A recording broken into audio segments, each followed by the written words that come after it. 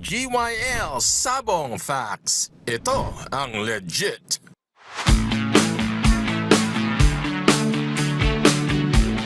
This brings us to the point, yung pinanalo mong solo ng 12 Cup sa Master Breeders Cup ng Indonesia noong 2024, 2025. 26 ngayon. 26, okay. You won solo sa 12 Cup using your bloodline. No? Anong mga bloodlines yun? Pag bloodline pinag-usapan nila. Yan yung sabi natin, China line. Chop suey. Talagang chop suey. I call it like, siguro for breeding. Ito, isi-share ko rin. Kasi, meron naman tayong technology. So, most of the chickens that win fast and multiple winners are lefties. Okay. Left-footed birds. Kaliwete. So, it's Kaliwete ka rin? Yes. Hindi, manalo ka. Fast winner it's ka. easy to distinguish that even without fighting. Kasi pwede ka naman mag-catch ka. Dito ka here, papaluin mo. Makikita mo talaga, una, ang left. Yes. So, number one. Number two is, hindi ako magpiprint sa bitaw. Pag bitaw ng layo, tatakbo, ganyan, out yan. Kailangan pag bitaw, within 2 to 3 feet, saka siya papalo. Within 10. Kasi Kasi tigil siya at 3 feet. 3 feet, then papalo siya. Paluin niya, within 2 feet, papalo siya. Yung mga tatakbo, biglang lipad, out yan, kahit na, galing. So, that trait, andyan yung will to kill, decisiveness, timing, and everything will with that trait. The other one is the left-footed. So, I've been breeding chickens for the last 20 plus years. And then that is my selection.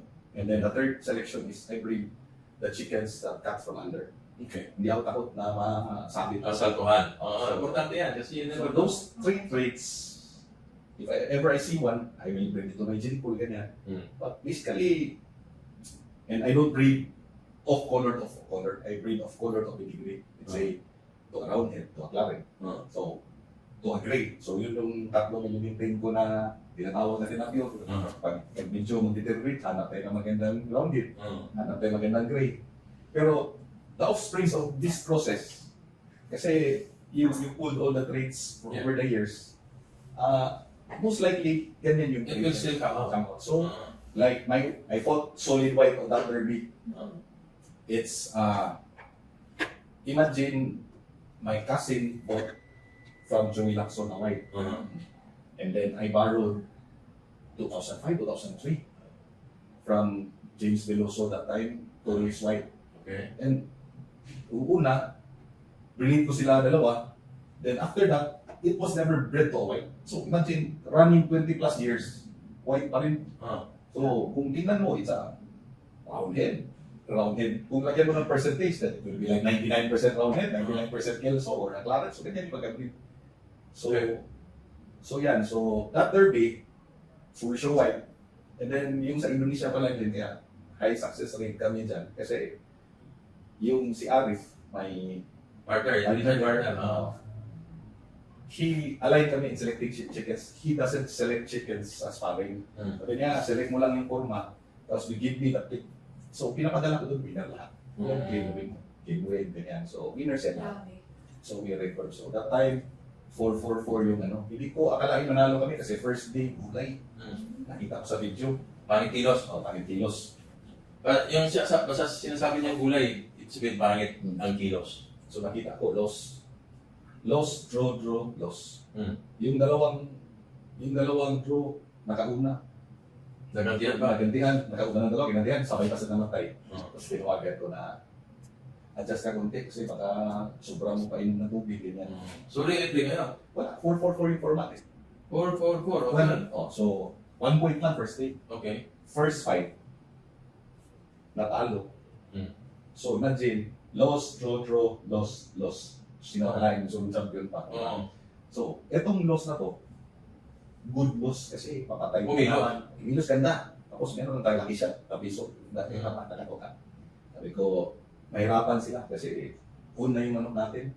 So, nangyari nun, straight second, nanalo. So, 18 points tayo. 8 points over 12%. Sikip na laman yun eh. All the branded chickens are also there. So, kaya nanalo. Pero yung 7 na sunod yun, nalos ko lang sugat yun. Grabe. Lahat. So, nakuha nyo ng timpla sa point ng... Oh, nakapag-adjust. And then one thing bad also about selecting this kind of chickens, like the way, kasi I breed for my own. I don't breed For the market. for the market. Is if you don't point it to 85, madali ka ma-landslide. Na zero ka rin. Kasi yung puhunan mo timing. So pag mawala yun, pang-flop na. Diba? Pero pag makuha mo, talaga, kaya ka i-champion. Unlike those athletic birds, even if they're off, they'll still be athletic. Yes. Yeah, Kikilos pa rin. Kikilos pa rin. So, Pero baka malangka. so malas lang, mahirap i-assess. So, it really depends on what kind of chickens you're looking at. Ako kasi sarili fight, like you, we go for cut kasi sarili lang naman. If you like my chickens, then you buy. If you don't like, wala naman tayong pressure. Hindi naman 1,000 yung manok natin. Hindi tayo delikado sa tawag yan, makulangan ng pagkuka. Oo. So, sabi ko. So, yan, okay. Mga katunay, ang importante talaga na alam mo alam mo yung bloodline mo. At alam mo na talagang ano yung gagawin ng bloodline nyo sa oras ng labanan. Kasi ma-predict mo sila, kilala mo sila. So yan ang sinasabi ni Idol na binibreed niya manok sa certain traits na preferred niya. Gusto niya itong ganitong klaseng kilos at hindi rin siya nag-breed ng hindi tested na manok. Ang manok na magiging brood cup, nanalo yan ng within 10 seconds or 15 seconds. Proven siya. No? Proven siya, tested siya. Kaya, in the first place, itong laro natin, ano naman to hanggang kamatayan So, bakit tayo magdidepend sa pangalan? Kung pangalan ng babasihan nyo, na itong manok, ito kasi may may ancestry to na ganito. Ilang taon na lumipas, ilang generation na lumipas na nagpapanalo yung mga ninuno na yan. Pero yung sumunod, hindi na. Pero magdi-depend pa kayo sa pedigree, yung pangalan niyan. Hindi na, viable yan. Kasi sila mismo, yung generation na yan, hindi na nananalo. That's why, mas importante, you will breed from a batch of chickens that are winning during their batch.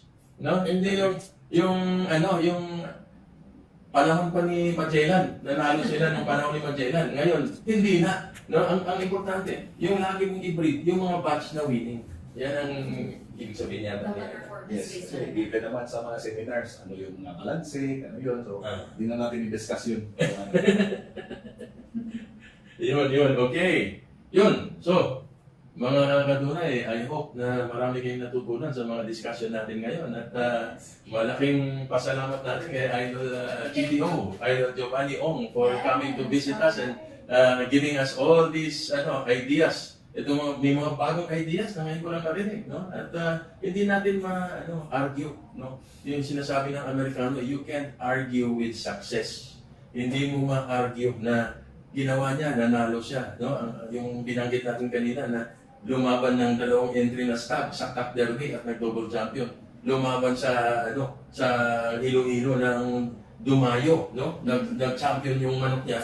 Nag-insurance naman yung manok na pinulot niya sa isang breeder doon, no? At ni-repeat ulit niya. Hindi yung samba lang, ni-repeat, no? Sa nag-champion pa sa Candelaria. At many more, hindi na natin mabanggit, baka sabihin nyo, kayabangan na lahat. Pero, ito nangyayari. Kasi nakikita ko, no, na taga-Cebu rin ako, taga-Cebu si Idol Giovanni. Kaya talagang amazing, no, na he is not well known maybe in Luzon, but he is well known here sa Cebu. He is not a big bettor kasi, kaya hindi pa kilala. Siguro ngayon, na pinalabas natin itong kwentuhan natin ngayon, na makilala nyo na siya. And finally, thank you. Thank you, Master Idol. GYL Sabong Facts. Ito ang legit.